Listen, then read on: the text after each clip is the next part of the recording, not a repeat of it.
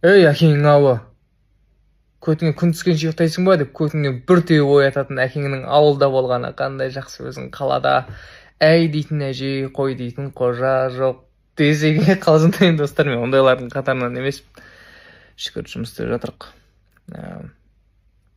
Жұмыс кеше біраз жұмыс істедім. Бүгін шаршап қалдым. Сағат 5-те ұйықтадым таңертең.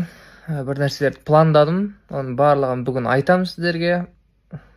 Бір нәрселерді пландап, нормальный, в общем, жұмыс жасап тастадым. Бұйырса жақсы жаңалықтар бар. Күтеміз. Сабыр. Короче, кішкене бат тренировка істеп қанды жүгіртпесек, мынау болмай жатар. Что-то бас деген дұрыс істемей бара жатар.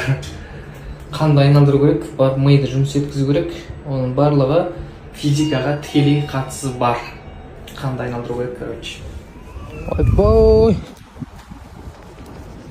Далаға зорға шықтық. Оның үстіне бір жұмыстар тақалып тұрғаннан кейін шыққан соң үйденші.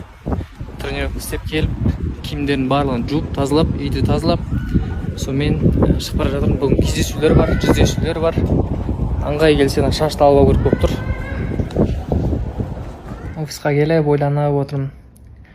Бір жағдай болып қалды да, бір кісілерде ше, соның біреудің мәселесіне қатты күйіп пісіп, қолымнан келіп тұрса бар ғой, от души көмектесіп жіберетінмін да, әттең қолымнан келмейді полный көмектесіп жібергенге. Соны ойланып отырмын, қандай стратегиямен, қалай бір жұмыла көтерген жүк жеңіл дейді ғой, соны бір елден ерекше бір стратегиямен бір көмектескім келіп тұр ол кісіге ше. Соны мен түнімен ойландым 5-ке дейін. Соны қазірде ақырындап жүйесі құрылып жатыр. Бұйыртса Алла қаласа сіздермен бөлісетін болам. Дайын болыңыздар. Неге сонша қатты ойланып кеттім? Неге бір жақсы бір идеялар келмей жатыр десем? Вообще напиткер бар ғой. Қанды ішеді ғой, бір сөйлеп, бір сторис салайын десең, бір клиенттермен сөйлесіп жатсаң да дырр дегізіп өтіп. В общем, сөйтіп не үшін ойлана берем, қайта нормаль идея келмей жатыр десем, қарным страшно ашып тұр екен ғой, мен ұмытып кетіп ғой.